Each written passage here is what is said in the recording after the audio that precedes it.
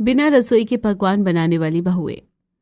नंदिता गृह प्रवेश के लिए दरवाजे पर खड़ी है। आशा आरती उतार कर उससे कहती है, आओ छोटी बहू, घर में तुम्हारा स्वागत है। आज मेरा पूरा परिवार हो गया। मेरे घर में 3 बहुएं आ गई और छोटी बहू तू तो सबसे लाडली है। आज मेरे घर एक और लक्ष्मी आ गई। ये सुनकर नंदिता बहुत खुश हो जाती है। वो गृह प्रवेश करती है। उसकी सास उसे सभी से मिलवाती है। बहू, इनसे मिलो। ये तुम्हारे ससुर हैं, ये विकास और कुसुम। ये तुम्हारे बड़े जेठ और जेठानी हैं, और ये तुम्हारे छोटे जेठ और जेठानी आकाश और शिवानी। दादी, हमें भी तो मिलवाओ ना, आप तो भूल ही गई। हाँ हाँ बच्चों, मैं तुम्हें बिल्कुल नहीं भूली हूँ। ये है हमारे घर के 2 शैतान बच्चे, किशन और नैना। नंदिता सभी से मिलती है और बातें करती है। उसके बाद नंदिता अपने कमरे में चली जाती है। शिवानी कुसुम से कहती है, कुसुम भाभी, सासू माँ कितनी प्यार से बात कर रही है ना छोटी बहू से। हम आए थे तो हमसे भी इतने ही प्यार से बात कर रही थी, उसके बाद जो हमसे इतना सारा काम करवाया। हाँ शिवानी, छोटी देवरानी को अभी तो खुश होने दो, उसे भी बाद में पता चलेगा कि यहाँ कितना काम करना पड़ता है। बातें करने के बाद कुसुम और शिवानी भी अपने कमरे में चली जाती हैं। अगले दिन सुबह नंदिता तैयार होकर अपनी सास के पास आती है और कहती है, माँ जी, आज मेरी पहली रसोई की रस्म है। बताइए मैं अपनी पहली रसोई की रस्म में क्या बनाऊं? बहू, तुझे जो आता है तू बना ले। हाँ, लेकिन थोड़ा ज्यादा बनाना। वैसे भी तू नई बहू है तो तेरे हाथ का खाना तो मोहल्ले पड़ोस वाले भी खाएंगे। मैं तो सुबह ही उनको निमंत्रण दे आई हूँ, जरा उन्हें भी तो पता चले कि हमारी बहू कितना अच्छा खाना बनाती है। जी माँ जी। इतने सारे लोगों का खाना मैं अकेली कैसे बनाऊंगी? उसके बाद नंदिता रसोई में जाती है तो देखती है कि रसोई काफी छोटी है। ये देखकर नंदिता मन में सोचती है, नंदिता, लाओ मैं सब्जियां काट कर तुम्हें दे देती हूँ, और मैं ऐसा करती हूँ कि मैं आटा गूंथ देती हूँ। भाभी, आप दोनों कितनी अच्छी हो ना। आपकी सहायता के लिए धन्यवाद। अब सभी लोग अपने अपने काम में लग जाते हैं। कुसुम सब्जियां काटने लगती है तो वहीं शिवानी आटा गूंथने लगती है और नंदिता सूजी निकाल कर भूनने लगती है।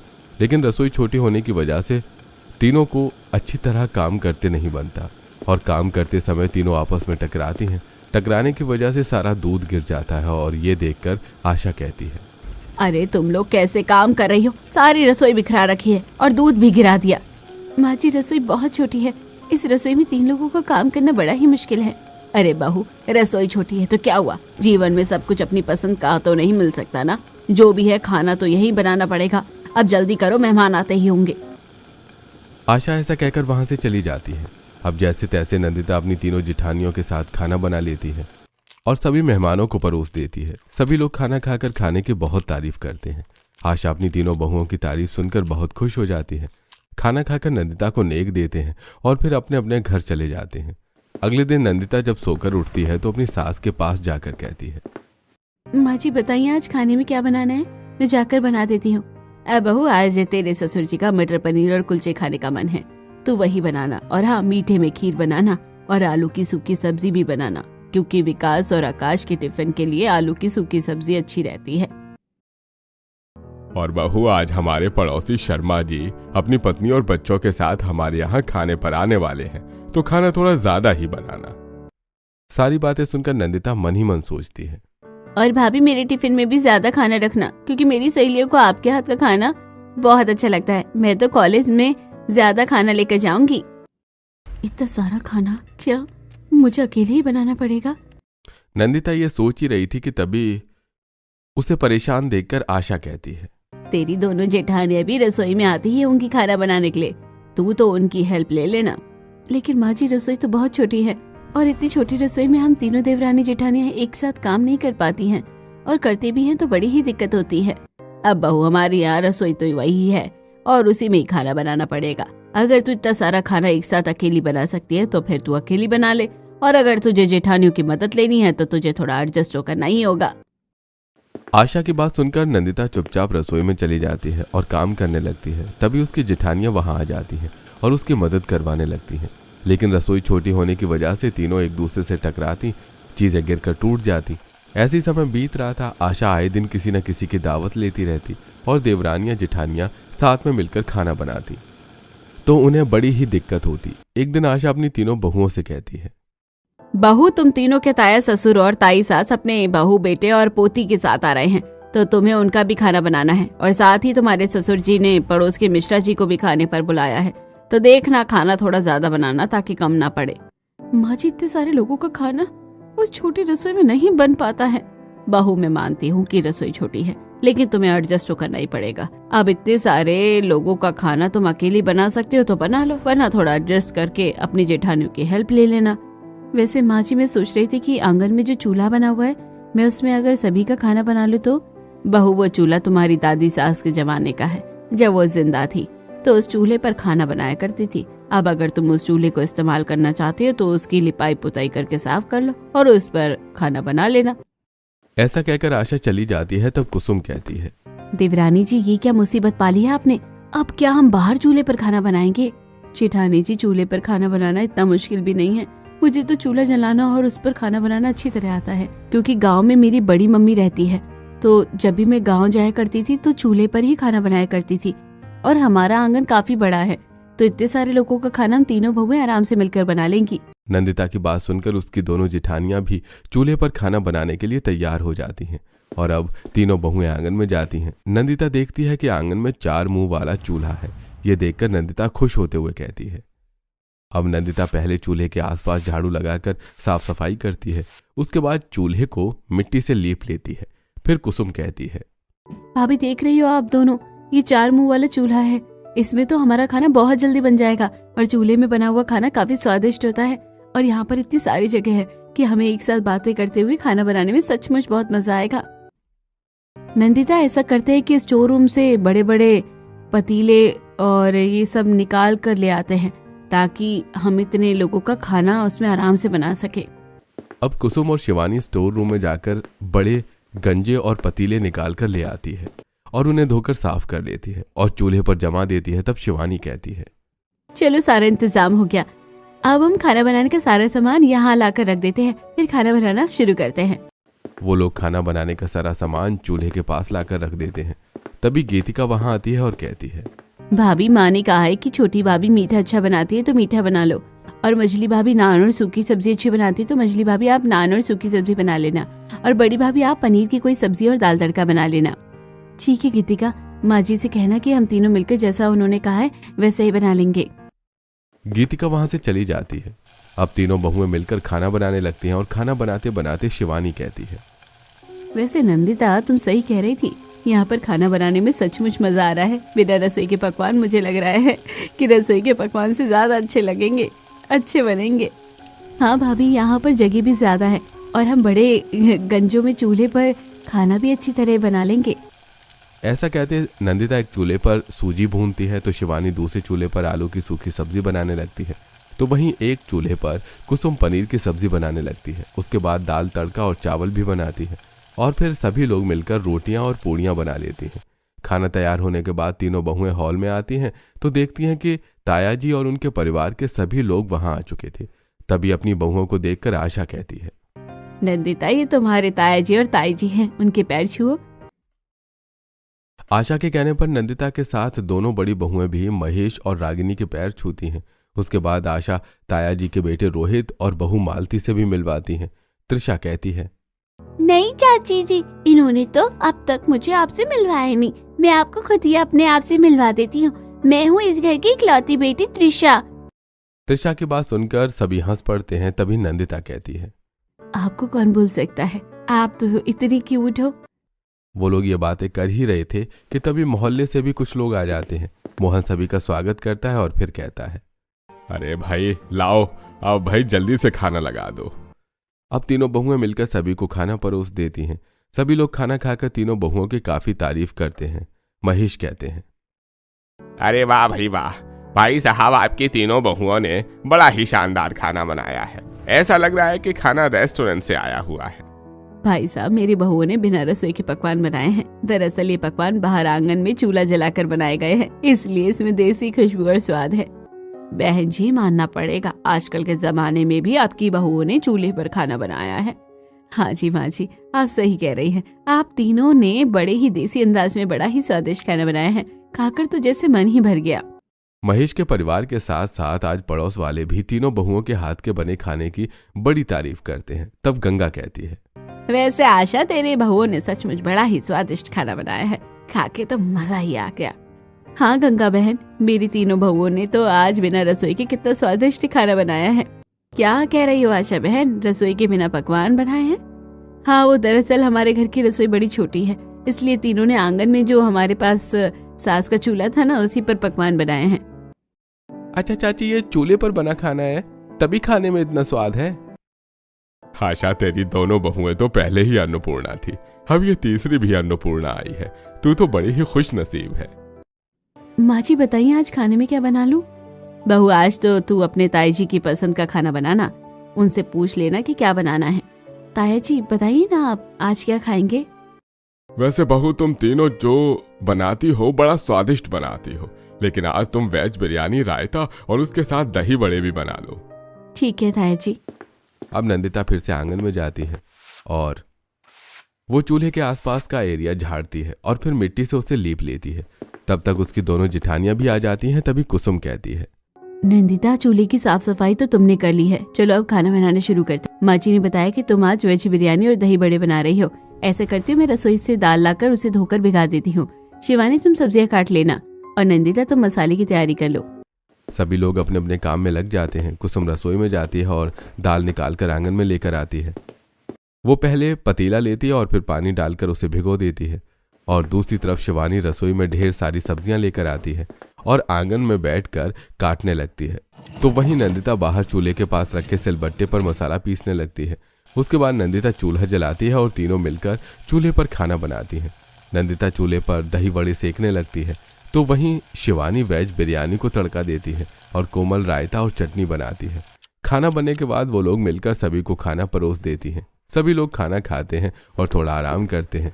फिर शाम को गीतिका अपनी भाभियों से कहती है, भाभी, मालती भाभी मार्केट जाने का कह रही थी, तो आप तीनों तैयार हो जाइए, हम मालती भाभी को मार्केट घुमा देते हैं। ठीक है गीतिका। अब सभी लोग तैयार होकर मार्केट के लिए निकल जाते हैं। बाजार जाकर मालती अपने लिए कुछ शॉपिंग करती है, तो वहीं कुसुम, शिवानी और नंदिता भी खाना बनाने के लिए कुछ मसाले और सामान खरीदती हैं। शॉपिंग के बाद मालती कहती है, भाभी गीतिका, शॉपिंग तो हमारी हो गई, अब बहुत भूख लग रही है, क्यों ना हम कुछ खाएं? तीनों सामने के एक रेस्टोरेंट में जाकर चाउमीन, मोमोज और बर्गर ऑर्डर करते हैं। तब गीतिका बताती है, पता है मालती भाभी, ये सब बहुत फेमस रेस्टोरेंट है, यहाँ की सारी चीजें बहुत अच्छी लगती है, आज आप खाकर देखिए। थोड़ी देर में उनके ऑर्डर्स आ जाते हैं और सभी लोग चाउमीन, बर्गर और मोमोज खाने लगते हैं। ये सब खाकर मालती कहती है, वैसे नंदिता, ये सब कुछ इतना टेस्टी भी नहीं है, लेकिन तुम लोगों के बनाए खाने में तो सच में स्वाद का जादू है। मालती भाभी, दरअसल आजकल सब लोग रेडीमेड मसाले यूज करते हैं और इतना मन लगाकर खाना भी नहीं बनाते, इसलिए खाने में ज्यादा स्वाद नहीं आ पाता है। अब घर में तो हम बहुत मन लगाकर खाना बनाते हैं और मसाले भी हम सिलबट्टे पर पीसते हैं, इसलिए इतना स्वाद आता है। वैसे मालती भाभी, सारा कमाल हमारे हाथों का नहीं, कुछ ससुराल का भी होता है। आपको तो पता है, ससुराल में वैसे ही डर होता है, जिसकी वजह से खाना अपने आप ही अच्छा बन जाता है। शिवानी की बात सुनकर सभी लोग हंस पड़ते हैं। फिर खा पी कर वो लोग घर आ जाते हैं। सभी अपने अपने कमरे में जाकर थोड़ी देर आराम करते हैं। अब शाम हो जाती है, तो तीनों बहुएं फिर से खाना बनाने के लिए बाहर के चूल्हे के पास चली जाती हैं। नंदिता फिर से चूल्हे के आसपास की साफ सफाई करती है। कुसुम पतीले और सामान लाकर चूल्हे के पास रखती है और शिवानी बैठकर सब्जियां काटने लगती है। तभी मालती वहां आ जाती है और ये सब देखकर कहती है, अच्छा, तो यहाँ बनते हैं आपके बिना रसोई के पकवान। हाँ हाँ मालती भाभी, आओ बैठो। अब मालती भी वहां बैठ जाती है और उन सभी से बातें करने लगती है। तभी अचानक मालती को कुछ याद आता है और वो कहती है, आपको पता है भाभी, आप लोगों को इस तरह खाना बनाते देख मुझे कुछ याद आ गया कि हमारे यहाँ तो टिफिन सर्विस चलती है, काफी अच्छा पैसा है उसमें। वैसे आप भी तो खाना बनाने वाली 3 लोग हो और आप बहुत स्वादिष्ट खाना बनाती हो। अगर आप लोग चाहे तो आप भी घर से ही अपना रेस्टोरेंट या टिफिन सर्विस स्टार्ट कर सकते हैं। मालती, तुम सही कह रही हो, मैंने सुना है टिफिन सर्विस के बारे में, लेकिन हमारे घर में तो इतना सारा काम है कि हम तो ऐसा सोच नहीं सकते कि हम भी कोई बिजनेस कर लें, काम से ही फुर्सत नहीं मिलती। और फिर तुम्हारी चाची को तो पता ही है, तुम्हें दूसरों को खाना खिलाने का कितना शौक है। आसपास के लोगों का खाना भी हमेशा ही बनता रहता है, इसलिए हमें फुर्सत नहीं मिलती। हाँ, चाची की पुरानी आदत है, उनके बारे में तो सब जानते हैं, लेकिन जो भी हो, आप लोगों को इस बारे में सोचना चाहिए। आप तीनों के अंदर टैलेंट है और टैलेंट एक अच्छा बिजनेस बन सकता है और अच्छी खासी अर्निंग दे सकता है। मुझे विश्वास है अगर आप लोग टिफिन सर्विस या रेस्टोरेंट स्टार्ट करोगे तो लोगों को आपके हाथ का खाना बहुत पसंद आएगा। मालती, अब तुमने ऐसा कहा है तो इस बारे में सोचेंगे जरूर। बातें करते करते तीनों बहुएं सारा खाना बना लेती हैं और फिर हॉल में ले जाकर सभी को परोस देती हैं। सभी लोग खाना खाते हैं और अपने अपने कमरे में जाकर आराम करते हैं। अगले दिन ताया जी अपने परिवार के साथ वापस लौट जाते हैं। ऐसे कुछ दिन बीत जाते हैं और एक दिन परिवार के सभी लोग हॉल में बैठे चाय पी रहे थे और तीनों बहुएं अपने कमरे में आराम कर रही थी। तभी पड़ोसन गंगा आशा के पास आती है और कहती है, आशा बहन, मुझे तुम्हारी मदद की जरूरत है, क्या तुम मेरी मदद कर दोगी? अरे गंगा, तू कैसी बातें करती है, हम पड़ोसी हैं। अगर किसी तरह से मैं तेरी मदद कर सकूं तो इससे अच्छी बात क्या होगी। बता क्या करना है। क्या बताऊं आशा बहन, मैंने आज घर पर कथा का प्रोग्राम रखा था और काफी लोगों को दावत दे रखी है। रसोईया भी बुला लिया था, लेकिन आज अचानक उस रसोइये की तबीयत खराब हो गई। अब शाम तक दूसरा रसोइया मैं कहाँ से लाऊं? तेरी बहुएं तो बड़ा अच्छा खाना बना देती है। अगर वो मेरे 100 मेहमानों का खाना बना देगी तो मैं उन्हें रसोइया का चार्ट दे दूंगी। गंगा, तुम परेशान मत हो। तुम जैसा कह रही हो वैसा हो तो सकता है, लेकिन पहले हमें अपनी बहुओं से पहले बात करनी पड़ेगी, तभी हम तुम्हें कुछ बता पाएंगे। ठीक है भाई साहब, तो आप उन लोगों से बात कर लीजिए, मैं चलती हूँ। अगर वो लोग तैयार हो जाए तो मुझे फोन कर दीजिएगा। ऐसा कहकर गंगा वहां से चली जाती है। तब विकास कहता है, पिताजी, गंगा चाची की बात मुझे तो ठीक लगती है। इन तीनों को उनकी मदद करनी चाहिए। हाँ बेटा, मैं भी ऐसा ही सोचती हूँ। गीतिका, जा जरा अपनी भाभी को बुलाकर तो ले आ। अब गीतिका बारी बारी से अपनी तीनों भाभियों के कमरे में जाती है और उन्हें बुलाकर हॉल में ले आती है। आशा उन्हें सारी बात बताती है और कहती है, आज तुम तीनों बाहर चूल्हे पर 100 मेहमानों का खाना बना दो। उसके लिए जो भी सामान लगता है तुम बाजार से ले आओ। और हाँ, स्टोर रूम में बड़े बड़े गंजे जो रखे हैं, और 100 लोगों का खाना बनाना तुम्हारे लिए कोई बड़ी बात नहीं है, लेकिन फिर भी मैं तुम लोगों से कोई जबरदस्ती नहीं करूंगी। अगर तुम्हारा मन है तो तुम हाँ कहो, वरना मैं मना भी कर सकती हूँ। माँ जी, पड़ोसियों की मदद करनी चाहिए। वैसे भी सारे पड़ोसी आप लोगों को कितना प्यार करते हैं, क्योंकि आप उन लोगों को हमेशा ही खाना खिलाती है और उनसे व्यवहार भी निभाती हो। तो भला हम आपकी बहुएं पीछे कैसे हो सकती हैं? ठीक है, हम तीनों 100 लोगों का खाना जरूर बनाएंगे। ये सुनकर सभी लोग खुश हो जाते हैं। उसके बाद तीनों बहुएं पहले बाजार जाती हैं, फिर 100 लोगों के खाना बनाने के लिए राशन और सब्जियां, तेल मसाले खरीद कर लाती हैं। उसके बाद नंदिता अपने आंगन में चूल्हे के पास जाती है और झाड़ू लगाकर पहले साफ सफाई करती है।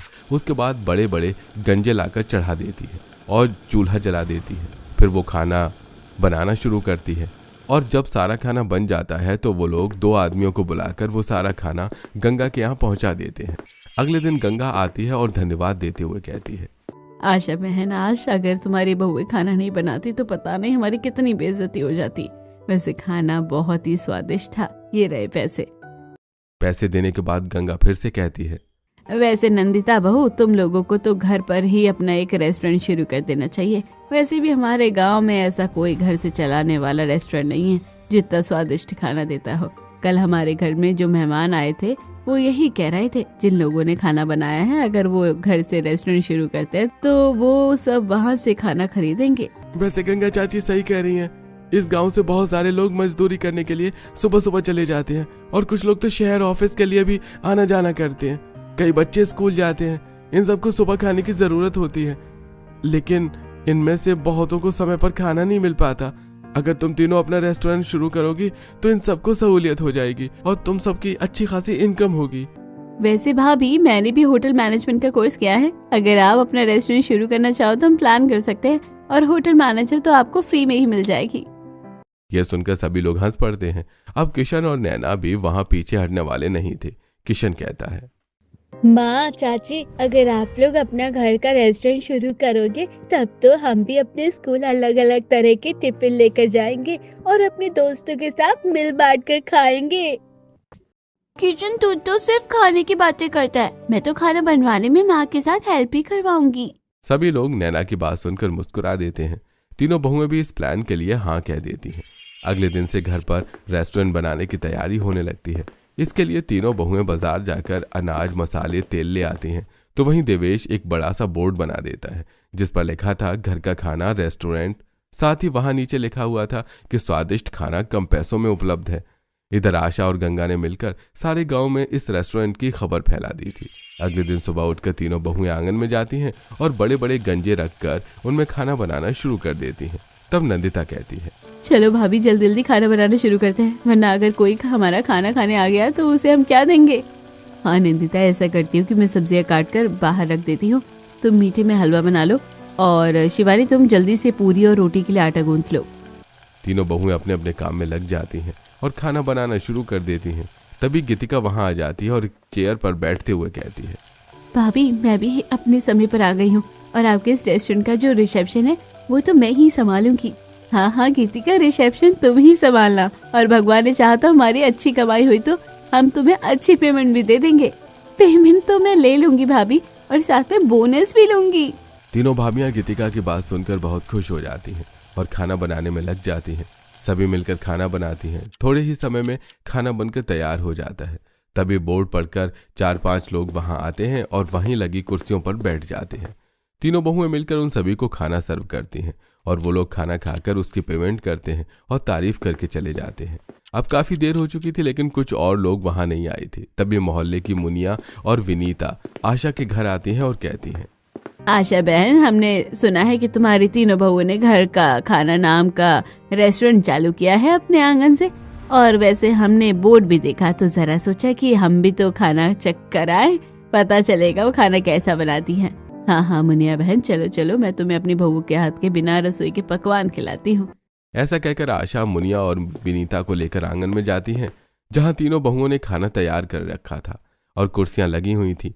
मुनिया और विनीता वहां बैठ जाती है और वो दोनों खाना खाती हैं। उसके बाद विनीता कहती है, वैसे आशा बहन, मैं झूठ नहीं बोलूंगी, तुम्हारी बहू ने खाना अच्छा बनाया था, लेकिन इस गांव के आंगन से ऐसा रेस्टोरेंट चलाना इतना आसान नहीं है।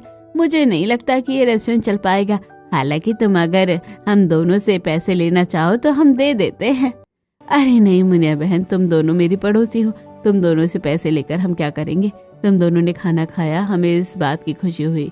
थोड़ा सा अपने बहू बेटे के लिए भी ले जाओ। अरे नंदिता बहू, उनके लिए भी थोड़ा खाना पैक कर दो।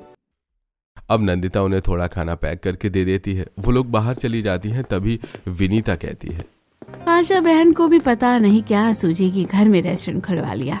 अरे अगर ऐसे ही घर में रेस्टोरेंट चल सकता है तो फिर बड़े बड़े रेस्टोरेंट की क्या ही जरूरत पड़ती।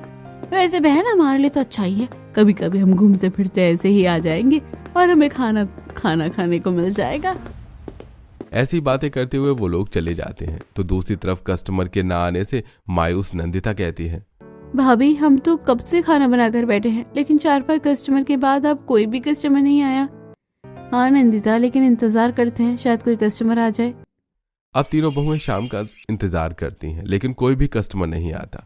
तब शाम को मोहन वहां आकर बचा हुआ खाना देखता है तो कहता है, अरे आज तो रेस्टोरेंट में खाना खाने के लिए ज्यादा कस्टमर नहीं आए और अब यह खाना सुबह तक खराब हो जाएगा। इसलिए ऐसा करो बहू कि इस खाने को गांव में बंटवा दो। हाँ पिताजी सही कहते हैं, ऐसा करो कि आप लोग पन्नियों में भर भर कर खाना हमें दे दो और हम गांव में बांट आएंगे। इससे तो अच्छा है कि खाना खराब हो जाए, इससे पहले गांव वाले खा लें। नंदिता पन्नियों में खाना भरकर उन्हें देती है। वो लोग तीनों गांव जाते हैं और गांव वालों के साथ साथ गरीब बच्चों को भी वो खाना देते हैं। अगले दिन फिर से नंदिता अपनी दोनों जिठानियों से कहती है, भाभी, हमें इतनी जल्दी हार नहीं माननी चाहिए। कल हमने गांव में खाना बंटवाया है तो काफी सारे लोगों को पता चला होगा कि हम घर से रेस्टोरेंट चला रहे हैं। शायद आज बहुत सारे कस्टमर आए, इसलिए चलिए हम खाना बना लेते हैं। हाँ बेटा नंदिता, तू सही कह रही है, और अगर कोई नहीं आया तो हम फिर से ये खाना गाँव में बंटवा देंगे। तीनों बहुएं फिर से आंगन में बना हुआ चूल्हा जलाती हैं और बड़े बड़े गंजे चढ़ाकर खाना बनाना शुरू करती हैं। थोड़ी देर में खाना बन जाता है और वो लोग कस्टमर का इंतजार करती हैं। थोड़ी देर बाद 10-12 कस्टमर एक साथ आ जाते हैं और खाना मांगते हैं। सभी को नंदिता खाना सर्व करती है। खाना खाने के बाद गीतिका सभी से पेमेंट लेती है। उनके जाने के बाद कई और कस्टमर आते हैं। तीनों बहुएं खुशी खुशी सभी को खाना खिलाती हैं। ऐसे ही सारा दिन बीत जाता है और कस्टमर बढ़ते जाते हैं।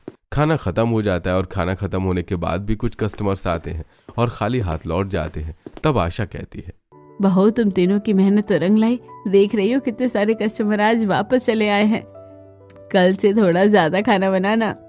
तीनों बहुएं बहुत खुश हो जाती हैं और नंदिता कहती है, ठीक है माँ जी, कल सुबह ही हम बाजार जाकर थोड़ा सामान ज्यादा ले आएंगे और फिर से ज्यादा खाना बनाएंगे। और आज हम एक बिल बुक भी बना लेंगे और साथ ही सोफा और मिश्री भी ले आएंगे, जो कि खाना खाने के बाद हम अपने ग्राहकों को दे सके।